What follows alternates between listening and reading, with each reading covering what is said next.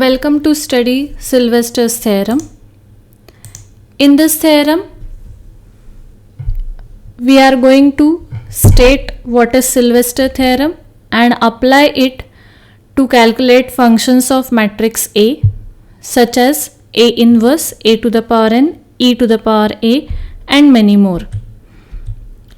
Sylvester theorem states that a square matrix capital A has n distinct eigenvalues, that is lambda 1, lambda 2, lambda 3, lambda n are all distinct, and P of A is a polynomial in the matrix A such that P of A equal to C naught I plus C1A plus C2A square plus Ck A to the power k, where A is the given matrix, I is the identity matrix of same order that of A. Here order of A is n, so order of matrix I, unit matrix I, is also n.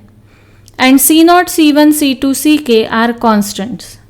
Then P of A can be expressed in the form summation r from 1 to n P lambda r Z lambda r, where Z lambda r is adjoint of lambda I minus A upon phi dash of lambda. This phi dash of lambda is obtained by differentiating this phi of lambda with respect to lambda. This phi of lambda is determinant of lambda I minus A. Let us see the working method. In the first step, we obtain the matrix lambda I minus A. Then for this we write the characteristic equation, find the eigenvalues. Then the characteristic equation is represented by phi of lambda and is differentiated further with respect to lambda to get phi dash of lambda. In the next step we find adjoint of lambda I minus A and substitute this adjoint and phi dash of lambda to get Z lambda. Substituting all above calculated values in the equation, P of A equal to summation r from 1 to n P lambda r Z lambda r. Let us solve examples. In this question we need to find A to the power 50 by using Sylvester theorem, where A is given as 1003. Finding matrix lambda I minus A, writing the characteristic equation determinant of lambda I minus A equal to 0, solving the determinant for lambda minus 1, 0, 0, lambda minus 3, we get lambda minus 1 into lambda minus 3 equal to 0, which gives us two values of lambda 1 and 3. Let us call lambda 1 as 1 and lambda 2 as 3. So phi of lambda is the left hand side of the characteristic equation, that is determinant of lambda I minus A. So writing it as lambda square minus 4 lambda plus 3. Differentiating it with respect to lambda, we get phi dash of lambda, that is 2 lambda minus 4. In the next step we find adjoint of lambda I minus A.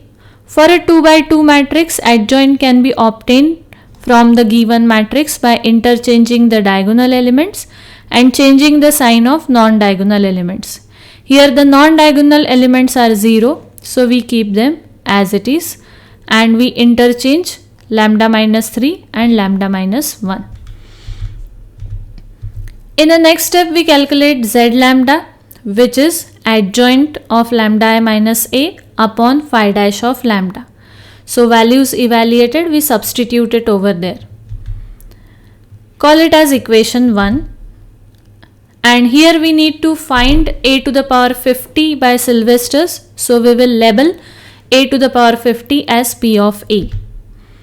Now Sylvester theorem says that P of A can be expressed as P lambda r Z lambda r, where r takes value from 1 to n.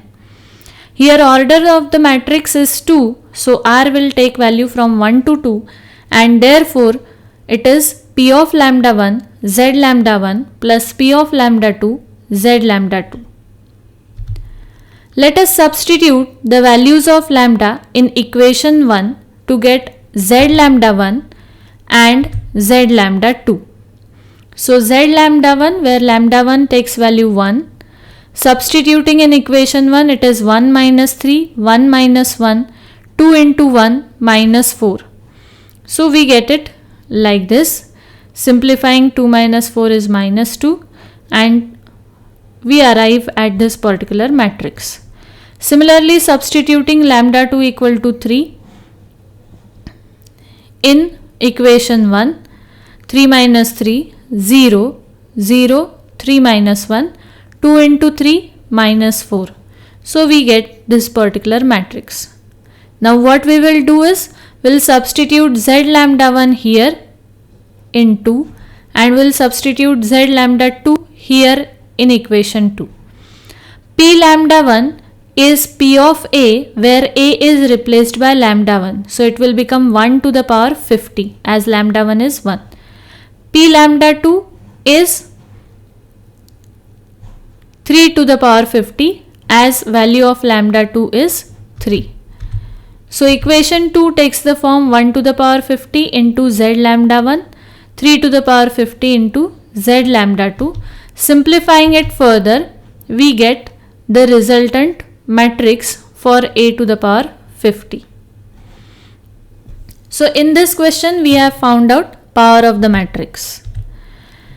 Now here in this question we need to prove the relation for the matrix A. Here calculating lambda I minus A. Now here every element in the matrix A is a non-zero element, so we have to be very alert regarding signs.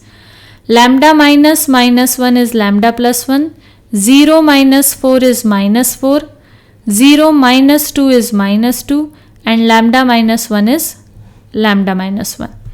Characteristic equation, and here we can solve this using the formula lambda square minus sum of diagonal elements into lambda plus determinant of A equal to 0.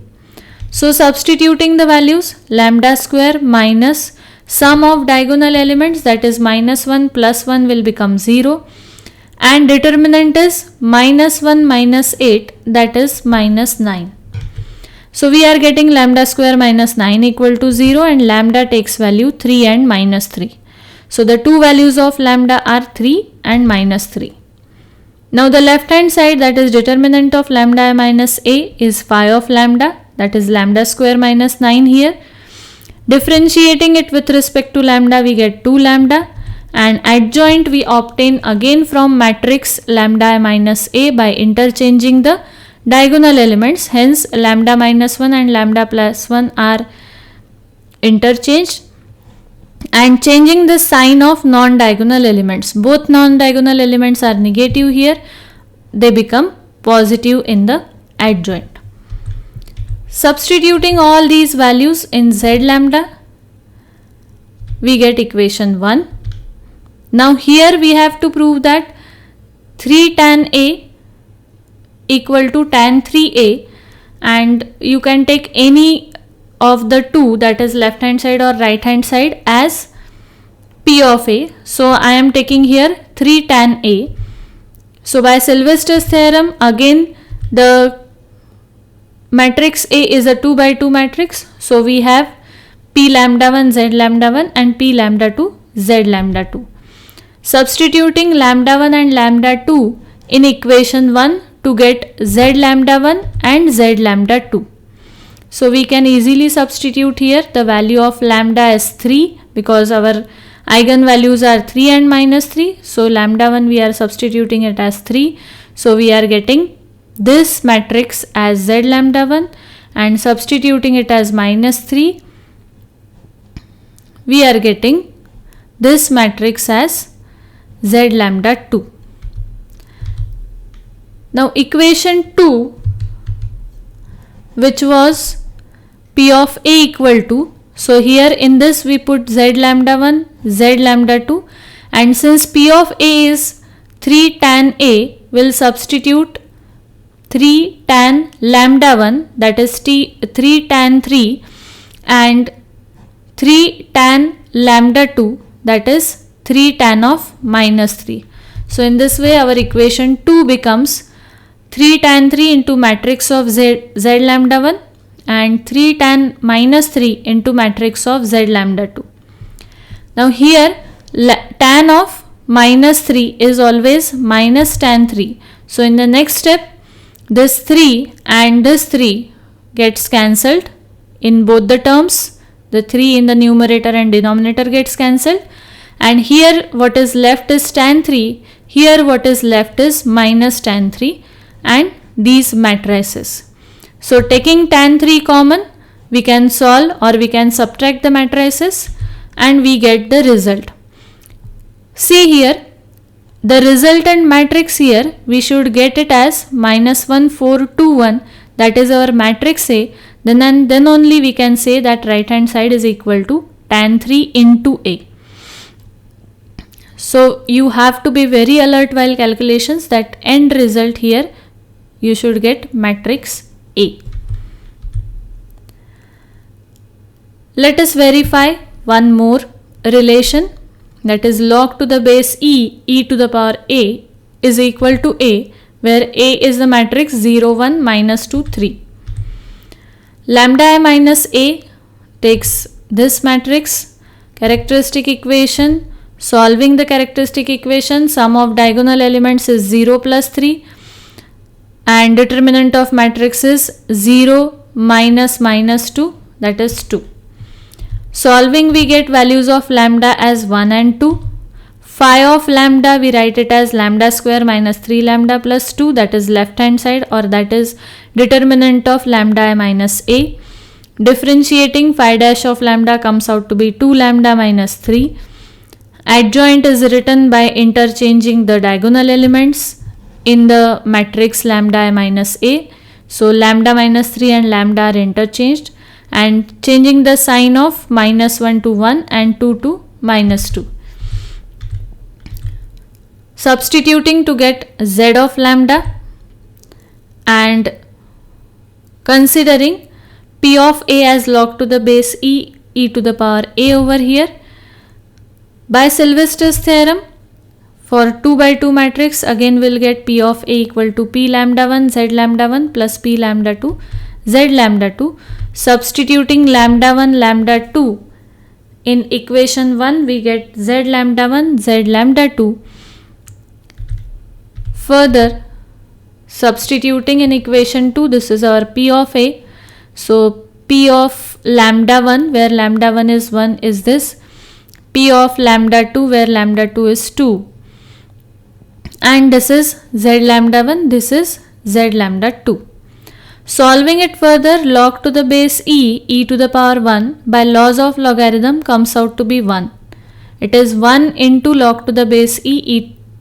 So log to the base e of e is always 1.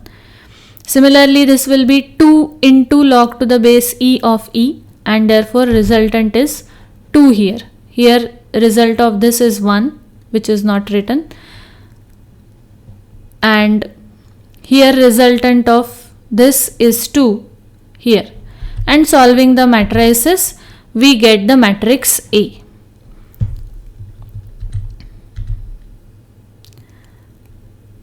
One more example where it is sin square a plus cos square a equal to I. So obviously here p of a, we need to take it as left hand side, sin square a plus cos square a. For this matrix A, so here lambda I minus a, again it is lambda minus 1, 0 minus 2, so minus 2, 0 minus minus 1, that is plus 1, and lambda minus 4.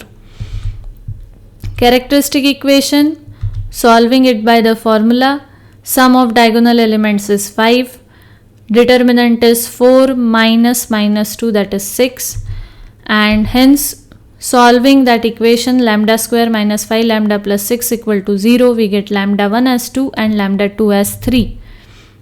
Phi of lambda, that is determinant of lambda I minus a, and phi dash of lambda is obtained by taking derivative of lambda square minus 5 lambda plus 6. Adjoint is written by interchanging the diagonal elements and changing the sign of non-diagonal elements in the matrix lambda I minus A. So Z of lambda is obtained by substituting the adjoint and phi dash of lambda. P of A is sin square A plus cos square A. Sylvester's theorem applied for a 2 by 2 matrix again gives you the same expression. Substituting lambda 1 lambda 2 in equation 1, we get Z lambda 1 as this matrix, substituting lambda 1 as 2 and substituting lambda 2 as 3, we get Z lambda 2. So P of A is sin square A plus cos square A. So P of lambda 1 will be sin square lambda 1 plus cos square lambda 1. Lambda 1 is 2 and therefore equation 2 takes the form sin square 2 plus cos square 2 into Z lambda 1. Lambda 2 is 3, therefore sin square 3 plus cos square 3 into Z lambda 2. Now sin square theta plus cos square theta is always equal to 1. So these two terms are 1 and what we are going to do is add the two matrices. So the end result of addition of the two matrices gives you the identity matrix and hence the relation is proved. In this video, we have studied to state Sylvester's theorem